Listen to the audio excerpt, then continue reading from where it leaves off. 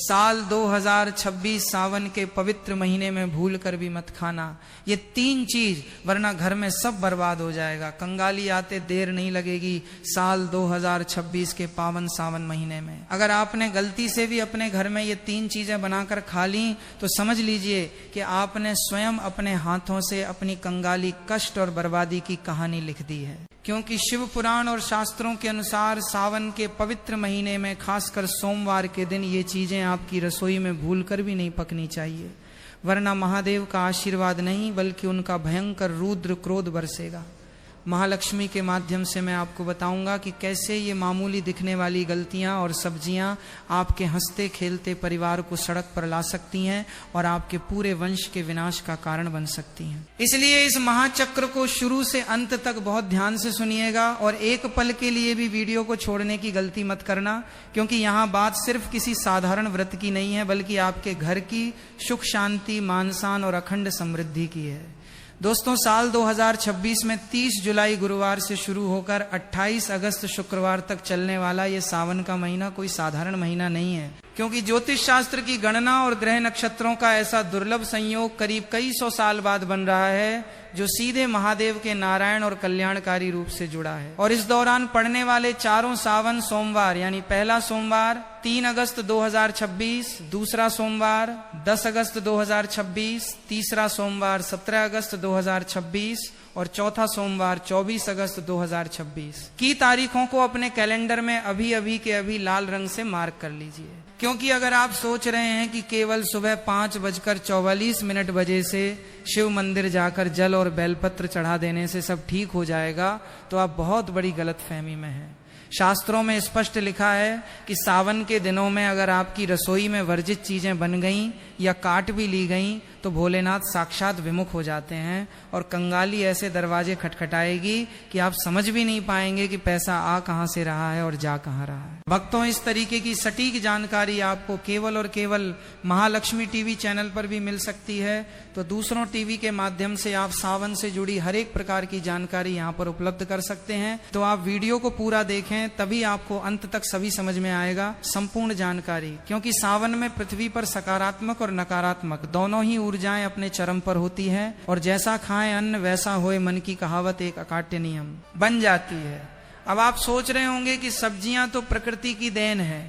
फिर वो अशुभ या वर्जित कैसे हो सकती हैं? तो आपको बता दूं कि आयुर्वेद, गरुड़ पुराण और शिव पुराण के अनुसार सावन के महीने में पहली चीज जो पूरी तरह वर्जित है वो है हरी पत्तेदार सब्जियां, यानी साग। क्योंकि इस जून जुलाई की कड़कती गर्मी के बाद जब सावन की पहली फुहारें पड़ती हैं तो प्रकृति में कीड़े मकोड़ों, सूक्ष्म जीवों और तामसिक तत्वों की प्रधानता बढ़ जाती है, जिससे ये स्वास्थ्य और साधना दोनों के लिए विष के समान हो जाता है। और भगवान शिव जो जीव मात्र के रक्षक हैं, उनके प्रिय महीने में अनजाने में भी जीवों की हत्या का दोष आपके सिर मढ़ जाता है। वहीं दूसरी सबसे बड़ी भूल जो लोग करते हैं वो है सावन सोमवार के दिन बैंगन या मूली का सेवन करना।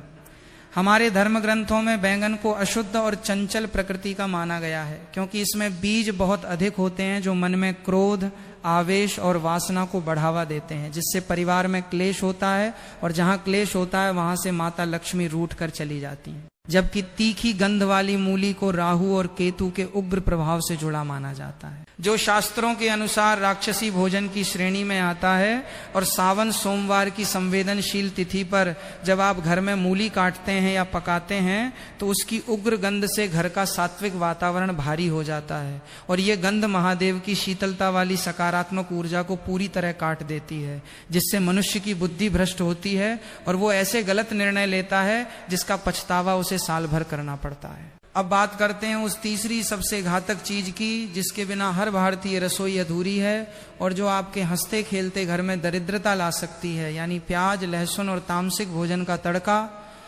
पौराणिक कथाओं के अनुसार समुद्र मंथन के समय जब राहु का सिर काटा गया था तो उसके रक्त की बूंदें धरती पर गिरी थीं, जिनसे प्याज और लहसुन की उत्पत्ति हुई थी। इसलिए इनमें रोग ठीक करने के औषधीय गुण तो हैं, लेकिन इनका स्वभाव पूरी तरह राक्षसी और तामसिक है। और सावन के महीने में जब हमारा पूरा शरीर ब्रह्मांडीय ऊर्जा को ग्रहण करने के लिए एक रिसीवर की तरह काम कर रहा होता है, तब प्याज लहसुन से लगा छौंक हमारे भीतर आलस्य, अज्ञान और क्रोध पैदा करता है, जिससे आप महादेव की दिव्य कृपा से पूरी तरह वंचित रह जाते हैं। यही नहीं, सावन में मसूर की दाल को भी तामसिक श्रेणी में रखा गया है और मांस मदिरा का सेवन तो साक्षात महाविनाश को बुलावा देना है। और बहुत से लोग ये सोचते हैं कि हम तो व्रत नहीं रख रहे हैं तो हम ये सब खा सकते हैं, लेकिन ये सबसे बड़ी गलतफहमी है, क्योंकि सावन का प्रभाव पूरी सृष्टि पर होता है और घर का एक भी सदस्य अगर नियम तोड़ता है तो उसका दोष पूरे परिवार के पुण्य को भस्म कर देता है। तो अब सवाल उठता है कि सावन में खाएं क्या और महादेव को कैसे प्रसन्न करें।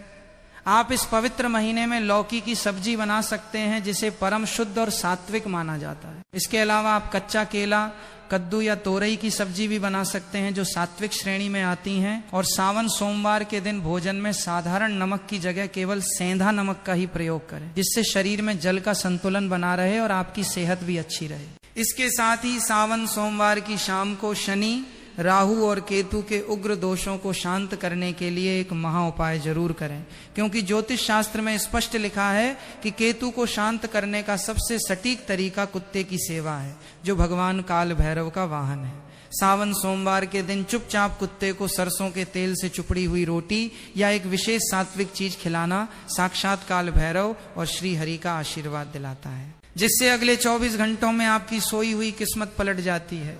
कर्ज का बोझ समाप्त होने लगता है, रुका हुआ धन वापस आता है और जो लोग आपकी बर्बादी का इंतजार कर रहे थे वो आपकी तरक्की देखकर जल भुन जाते हैं।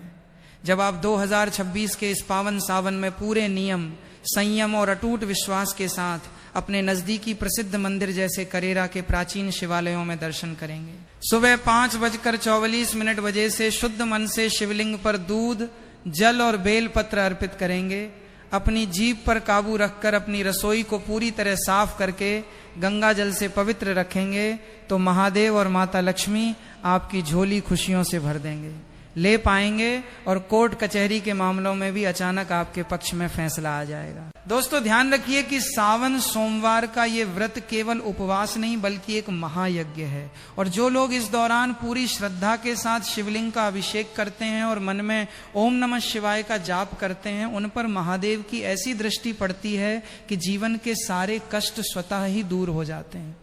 बहुत से लोग ये पूछते हैं कि क्या इन नियमों का पालन हमेशा करना चाहिए,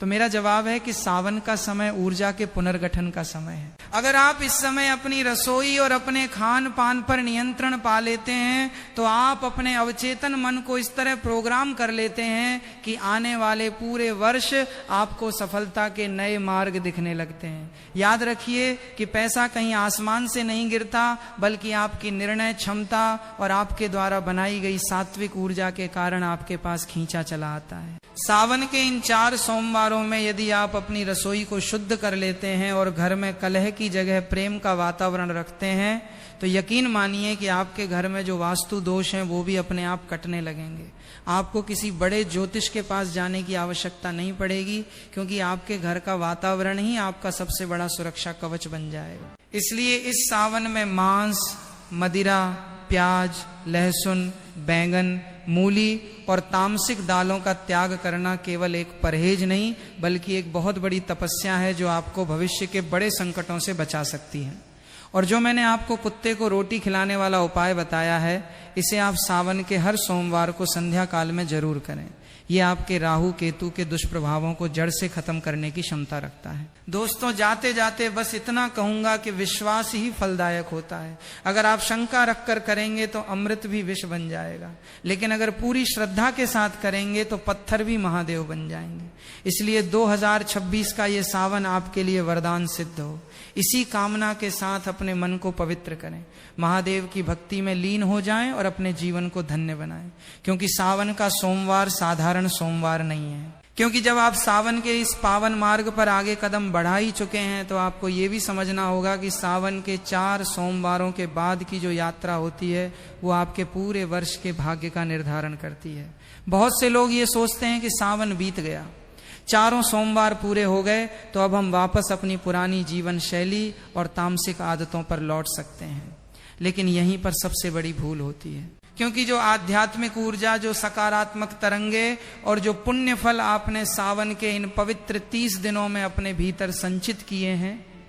वे कोई साधारण ऊर्जा नहीं है। ये साक्षात महादेव की वो दिव्य शक्ति है जो आपके शरीर के चक्रों को जागृत करती है और आपके घर के कोनों कोनों में छिपी नकारात्मकता को जड़ से उखाड़ फेंकती है। इसलिए सावन समाप्त होने के अगले 1.25 महीने तक यानी लगभग 45 दिनों तक आपको एक विशेष नियम का पालन करना अनिवार्य है, जिसे शास्त्रों में ऊर्जा संरक्षण का नियम कहा गया है। इस अवधि के दौरान आपको अपनी वाणी पर सबसे ज्यादा नियंत्रण रखना होगा, क्योंकि सावन की तपस्या के बाद आपके मुख से निकलने वाले हर शब्द में एक तरह की वाक सिद्धि आ जाती है। अगर आप इस दौरान किसी का अपमान करते हैं, किसी को कटु वचन बोलते हैं, घर की महिलाओं का निरादर करते हैं या अपनी रसोई में दोबारा बिना सोचे समझे वही वर्जित और तामसिक चीजें बनाना शुरू कर देते हैं,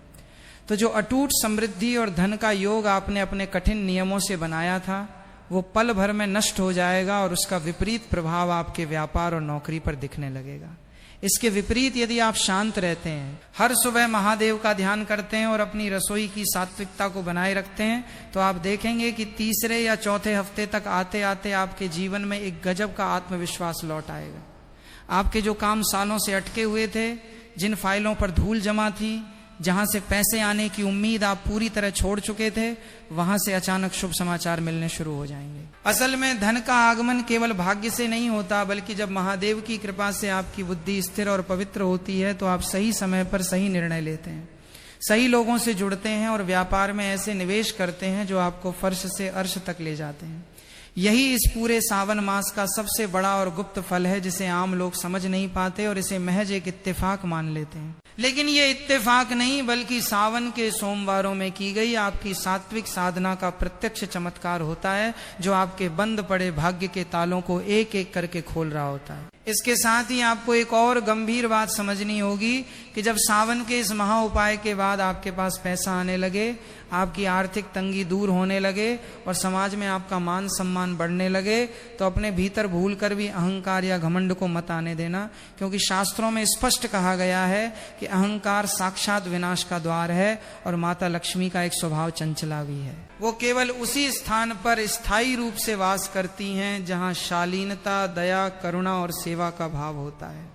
इसलिए सावन के प्रभाव से जो भी धन और समृद्धि आपको प्राप्त हो, उसका एक छोटा सा हिस्सा हर महीने किसी भूखे जीव को भोजन कराने में, किसी बेसहारा की मदद करने में या शिव मंदिर की सेवा में जरूर लगाएं। क्योंकि जब आप अपनी कमाई का कुछ अंशदान करते हैं तो आपका धन पूरी तरह शुद्ध हो जाता है और उसकी आयु बढ़ जाती है। अगर आप केवल अपने स्वार्थ के लिए, अपनी सुख सुविधाओं के लिए इस उपाय को करेंगे तो ये ऊर्जा एक निश्चित समय के बाद स्थिर होना बंद हो जाएगी और आप धीरे धीरे वापस उसी तंगी की स्थिति में पहुंच जाएंगे जहां से आपने शुरुआत की थी।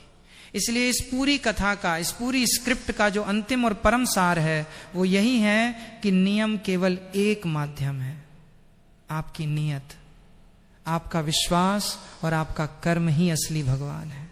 अगर आपकी नीयत साफ है, आप पुरुषार्थ करने से पीछे नहीं हटते और इस ब्रह्मांडीय व्यवस्था पर, देवादिदेव महादेव पर आपको अटूट भरोसा है, तो साल 2026 का ये सावन आपके संपूर्ण जीवन का सबसे बड़ा और ऐतिहासिक टर्निंग पॉइंट साबित होने जा रहा है, जिसके बाद आपको अपने जीवन में कभी भी पीछे मुड़कर देखने की आवश्यकता नहीं पड़ेगी। आपके सिर पर चढ़ा हुआ पुराने से पुराना कर्ज भी धीरे धीरे समाप्त हो जाएगा। परिवार के सदस्यों के बीच चल रहा मनमुटाव दूर होगा, बच्चों का मन पढ़ाई और करियर में लगने लगेगा और आपके घर में एक स्थायी सुख, शांति और संतुष्टि का वास होगा। अब ये पूरा चमत्कारी मार्ग प्रार्थना टीवी के माध्यम से आपके सामने पूरी तरह स्पष्ट है। इसे केवल सुनिए मत, बल्कि अपने अवचेतन मन में उतारिए। अपनी रसोई को एक मंदिर की तरह पवित्र रखिए, अपने विचारों में शुद्धता लाइए और पूरे आत्मविश्वास के साथ इस महा अवसर का स्वागत कीजिए। महादेव आपके भंडारे हमेशा भरे रखेंगे और माता अन्नपूर्णा की कृपा आपके चौके पर हमेशा बनी रहेगी।